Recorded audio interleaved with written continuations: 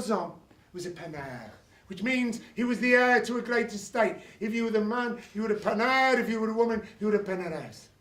And in his case, it was a great big farm. And he was a likely lad, and he was very good looking, and everybody loved him. And he got a few mates together, and they were going to take some big wagon loads of straw to a place called Pontrier, where the innkeeper needed it for his inn because he got too many people going on his floor. So they made a great big convoy of carts, and they went down the road from Serval, where Joson's estate was, right down to Pontrier. It's a nice road, but it takes longer than it should. It's not because of traffic. It's because about every half kilometre there's a bar. And it would be rude to miss any out. So they would stop and they'd have, and by the time they got there, they'd had quite a nice day. So they got up the cart and they kicked the straw off, and then they fell on it and went to sleep. And the next morning they got up. They had another one just to sort them out. And they drove back. And they were singing songs, yelling from one to the other, because if the wagons were empty, they were loaded. When we are feeling miserable, we're going. They were singing their songs. They were shouting jokes to each other, the likes of which you could not hear, until they came to the village of Pommery, where it was dark and the shutters were closed and it was night. They went quiet. Pommery is a very, very special place. It is like the hot spot of northwest Brittany. It's where everything exciting happens. I suppose the nearest you get in West Midlands is Kidderminster. And they were very, very quiet, and they were going along in their carts, walking alongside them. That's why I did that, I just realised.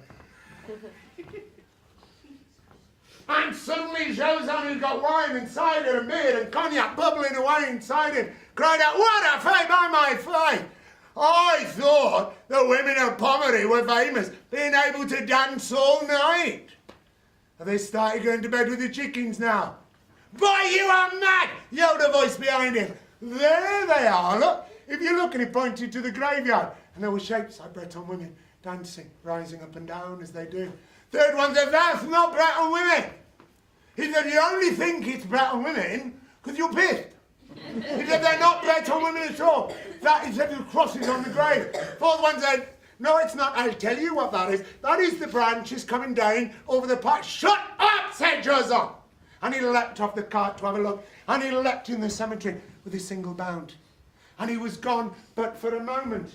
And then he came back. And he had a beautiful white bonnet. "There you go," he said. "They were here, but they've gone." He said, "Our night birds have flown, but they've left this." And he shoved it in his pocket as a souvenir of the night that might have been. And as they were travelling back on the cart, in silence again, they heard a voice carried on the wind. "Pretty little bonnet, the head you covered was so fine. A lovely maiden swears this oath, I'll be back to claim what's mine." And so the lads took it up. "Pretty little bonnet, the head was nice and fine. A lovely wench has sworn this oath, shall we get to get what's mine?" And they were singing this all the way back. And they got to Joson, all his crew fell into the barn again to go to sleep, which is what workers normally did. Joson went upstairs singing, "Pretty little bonnet," opened the wardrobe door, threw it in and went to sleep, and then he started to snore. I've not done that before, I'll do that again. "Pretty little bonnet."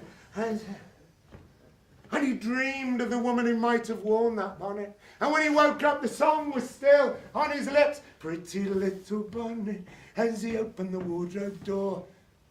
And then he stopped singing. The bonnet was there, and it was sat on top of a skull. And between the bonnet and that skull was a mane of long, blonde hair.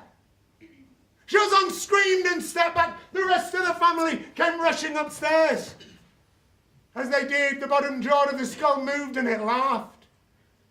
"I don't know what you're so upset about, Joson. You're the one who wanted me to come along.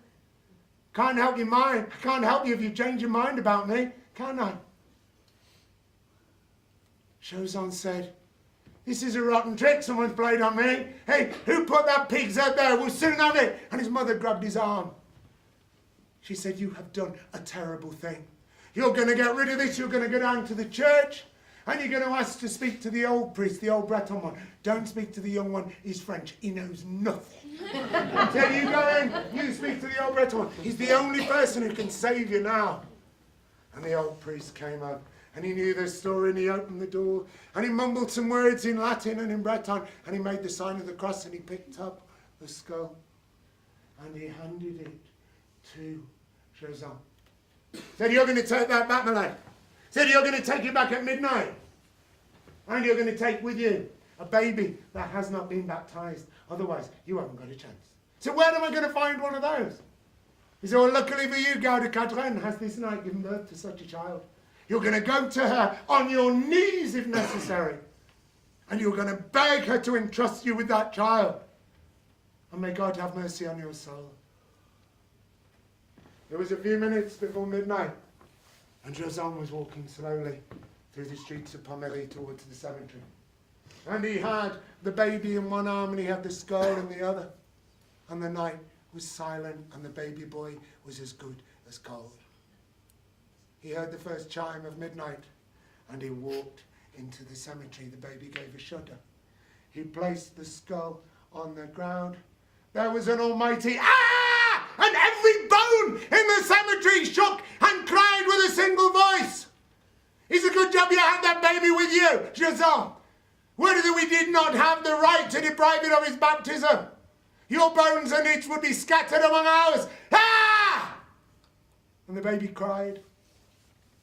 And then there was silence. And Joseph turned round and walked away. And the next day, he acted as a godfather to the Gau de Cadren's new boy. But he didn't last long. Because he went back home and he went to bed. And that night a fever got him. And he dragged on and his body wasted away. He looked too closely at the Ankou. He was dead before the year was out.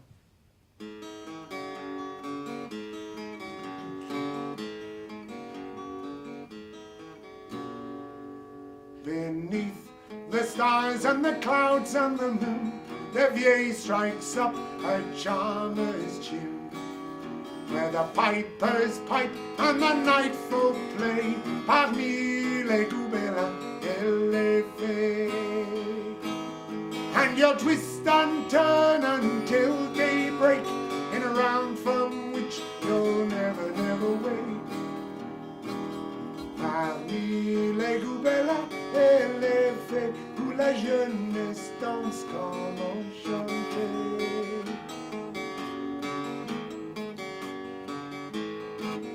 Take a step to the left and a step to the right, cries a screech owl voice across the night. And your limbs will burn and the wind you'll feel as you turn each turn of the infernal wheel. Then your heart will stop and your soul will be gone, and you won't belong to anyone. Parmi les goubelins et les fées, où la jeunesse danse comme enchantée.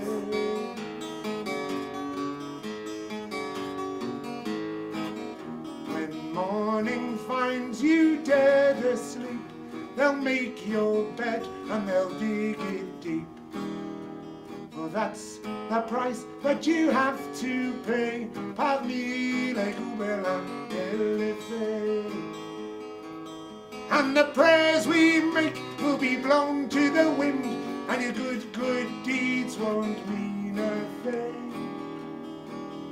Parmi les goubelins et les fées, où la jeunesse danse comme enchantée. See you later. Thank you very much.